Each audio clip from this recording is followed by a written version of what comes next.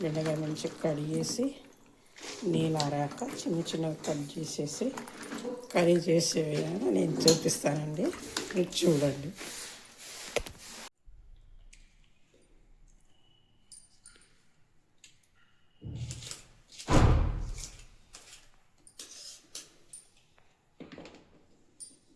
ఇట్లా కట్ చేసుకోవాలండి. కట్ చేసుకొని నేను వండేటప్పటికే నేను చూపిస్తాను మళ్ళీ.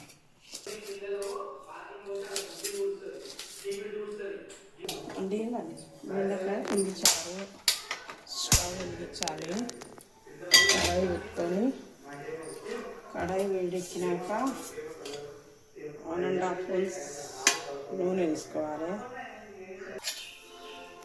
ఆవాలు 1 చెంచా, జీలకర్ర 1 చెంచా,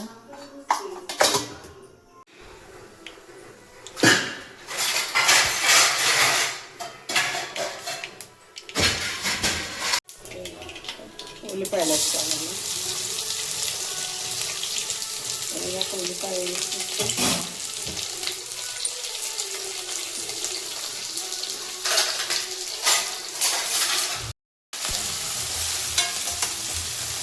కరగాలి, కొంచెం వేగాలి. వేగిన తర్వాత బెండకాయలు వేయాలి.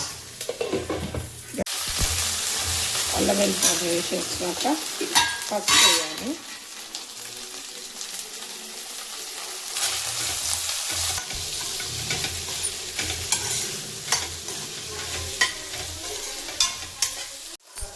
టమాటాలు వేసుకోవాలండి.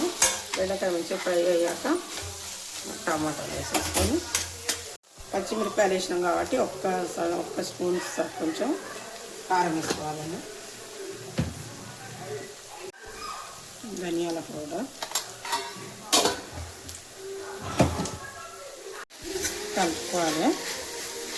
కొంచెం మగ్గినాక చింతపులుసు వేసుకోవాలి. ఇంకా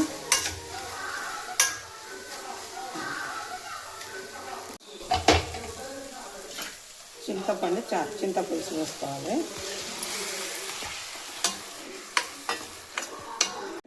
వాటర్ వేసుకోవాలి. ఒక్క చెంచంతా శనగపిండి వేసుకొని కొంచెం తడుపుకోవాలి. 1 చెంచా శనగపిండి వేసుకొని బియ్యం నానబెట్టేసి దంచి చేసుకోవచ్చు. నేను చేయలేదు. ఇప్పుడు ఎంత కలర్ఫుల్గా వచ్చింది చూడు, కూర బాగుంటుంది. మంచిగా పిండి చారు, బెండకాయ కూర కూడా చేస్తా, పిండి చారు చేస్తా, ఫ్రై చేస్తా. ఇంట్లో 3 రకాలు చేసుకోవచ్చు బెండకాయలు. కొంచెం ఉడకాలి. ఉడికినాక ఈ చారు పోసినాక కొద్దిసేపు ఉడకబెట్టి బంద్ చేయాలి. చూపిస్తుంది కూడా. శనగపిండి వేసేసాను.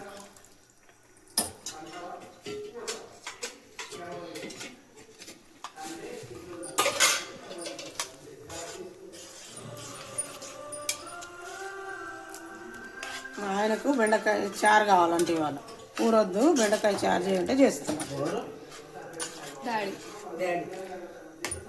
డాడీకి ఇవాళ బెండకాయ చారు కావాలంట. మూత కొంచెం ఉడకనియాలి. అయినాక బంద్ చేసేసుకోవాలి.